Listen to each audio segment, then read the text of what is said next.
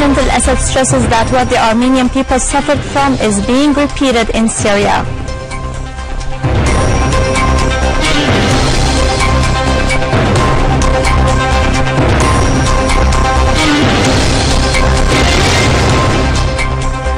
New Israeli airstrikes target Gaza Strip, leaving heavy material damage. Iraqi army liberates new areas in al-Ramadi, restoring control on a number of towns.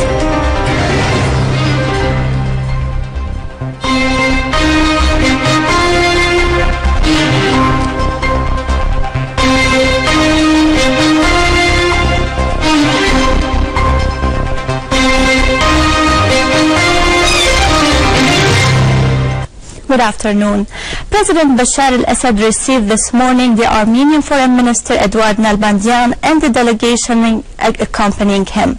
During the meeting, discussions touched on the deep-rooted relations between Syria and Armenia, which are based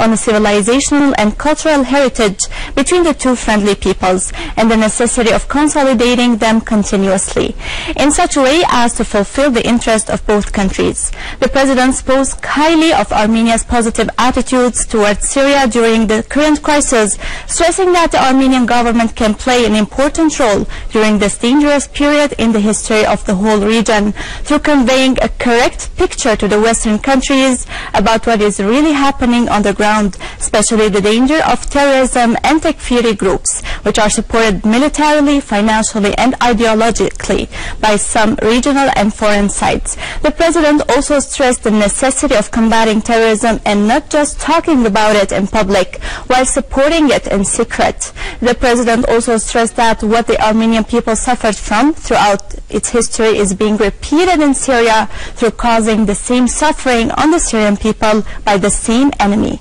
For his part, the Armenian Foreign Minister condemned the crimes committed by terrorists against the Syrian people, pointing out that the danger of terrorism targeting Syria and its essential role in the region may threaten other countries and even the whole world. During the joint press with Armenian Foreign Minister Eduard Nalbandian, Deputy Prime Minister, Foreign and Patriots Minister Walid al-Muallim said his Armenian counterpart had held fruitful and constructive talks with President Bashar al-Assad. A round of talks was also held at the Foreign Ministry on various issues and bilateral relations between the two friendly countries. He added that viewpoints were identical over the topics discussed, as well as on the relations between the two countries and the priority of fighting terrorism in Syria. If the world community had not left the perpetrators of the Armenian massacre early last century unpunished, their grandchildren in Turkey could not have committed today the new massacres in Syria. The question is, what will the world community do about the new killers? In reply to a question about the statements of the Turkish regime's foreign minister on the presence of an initial agreement between Turkey and the US to present air support to the terrorists, al-Muallim said Turkey is committing acts of aggression in Syria which are much worse than this statement. It knows that the use of Syrian airspace by non-Syrian planes is an aggression, and consequently the Syrian Arab Republic is entitled to do all that it is in its power to repel such aggression. The good thing about this statement is that it is a Turkish confession of the intention to carry out an aggression on Syria. In reply to the French Sun, Mr. Muallim said, "We say to French Foreign Minister that he and his allies should stop conspiring against Syria. The Syrian people are capable of repelling such assaults and preventing any partition attempt." On the relations between Syria and some friendly countries, al-Muallim said, "I affirm that the relationship between Syria and the Russian Federation and Syria and the Islamic Republic of Iran is much deeper than what may be imagined, and both countries will not hesitate to support Syria in order to enhance its steadfastness."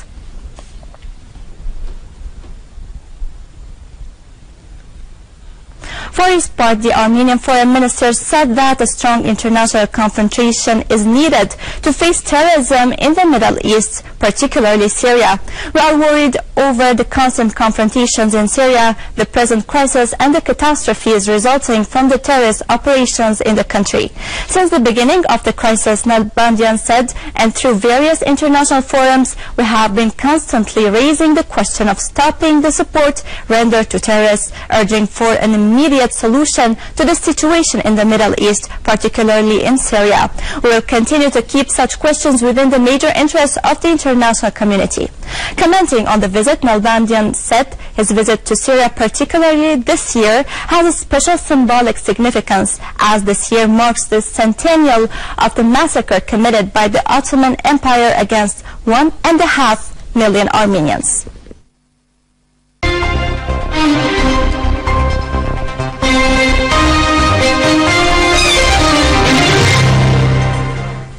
Syrian Arab Army units have eliminated a number of Nusra terrorists, including a sniper in al-Husseiniya and Khan al-Sheikh farms. Others were killed and wounded, and their weapons and ammunition destroyed south of al-Kalak prison in Dar'a and west of Ataman. 30 Nusra terrorists were killed and their armored vehicles destroyed in the governorate's countryside. In Suwaida, the Syrian Arab Army inflicted heavy losses on ISIS terrorists and destroyed their weapons in Rajm al-Dawla. In Latakia's countryside, a terrorist mortar guns launcher was destroyed in Al-Aido village, Kansaba and Jabal al-Nuba. Syrian Arab Army units also destroyed the den of Nusra Front in Al-Maqala area north of Tel al-Mintar in the surrounding area of Jisr al-Shughur in Idlib countryside. The Iraqi army restored control on a number of areas in Anbar during the comprehensive military operation to liberate the province of ISIS terrorists.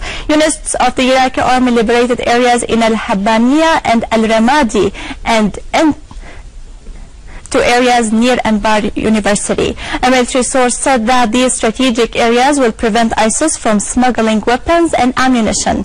Iraqi warplanes launched attacks on ISIS dens south of Tikrit, killing 17 terrorists. Meanwhile, 17 Iraqi soldiers were killed following explosions by ISIS outside the city of Fallujah.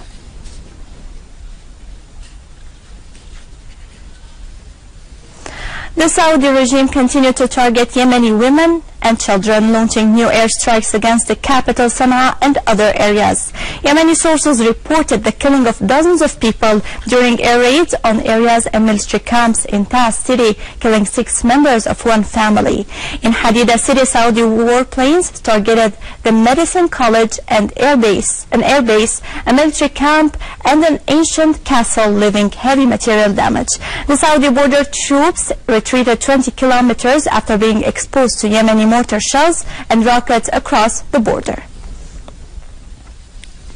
Israeli warplanes launched at dawn today new attacks on Gaza Strip, targeting several areas. The Israeli war jets fired missiles against Khan Yunis, leaving widespread material damages. The Israeli raids also targeted areas south of Khan Yunis, launching 4 missiles on Palestinian houses and properties. The Israeli occupation troops also shelled areas north of Beit Lahia in Gaza Strip.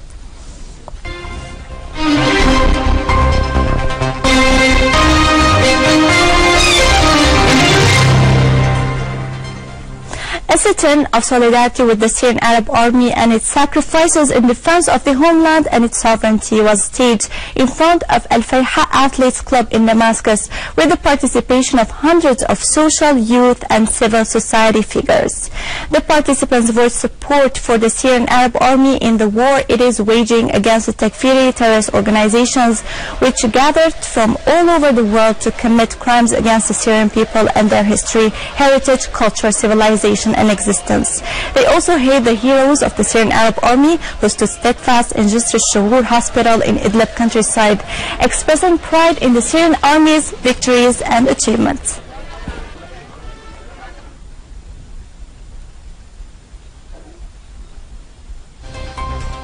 With this, we conclude our news for today. Thank you for watching. For more details about Syria and the region and to view this bulletin again, you can always visit our website in English, syriaonline.sy. Now to latest business and market news with Syria now, but after a short break.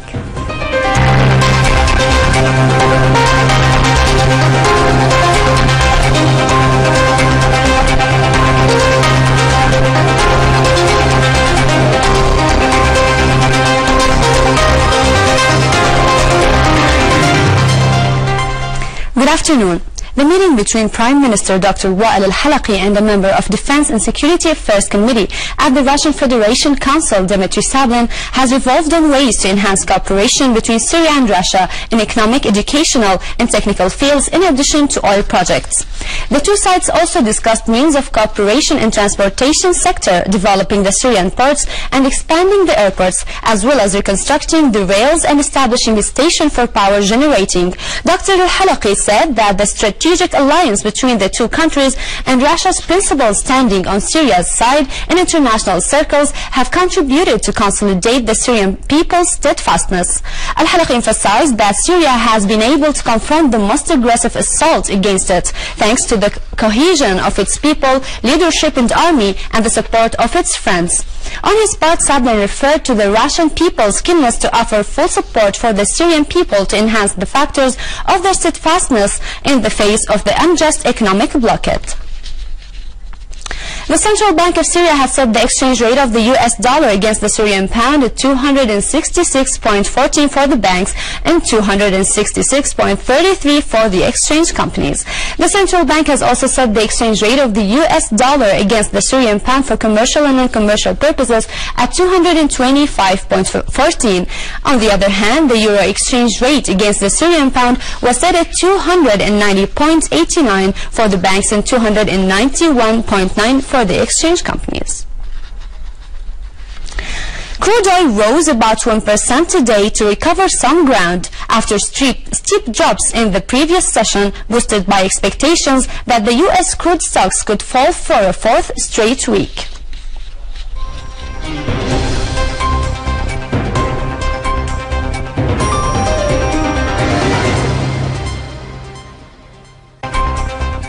European stocks advanced, snapping a three-day losing streak as Japan's Nikkei share average edged up in choppy trade today, extending its gains into a ninth day, but gains were limited after upbeat U.S. data fed fears that a rate hike may come earlier than expected.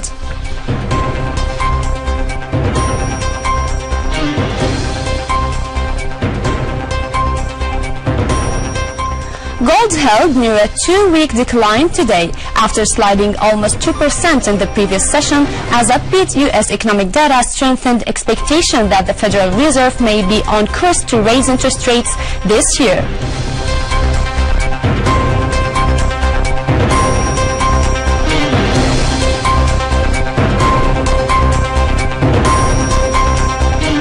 The euro and yen regained the foothold today after a week of falls that have pushed the dollar to its strongest in more than a month and revived faith in the U.S. currency's longer-term rally.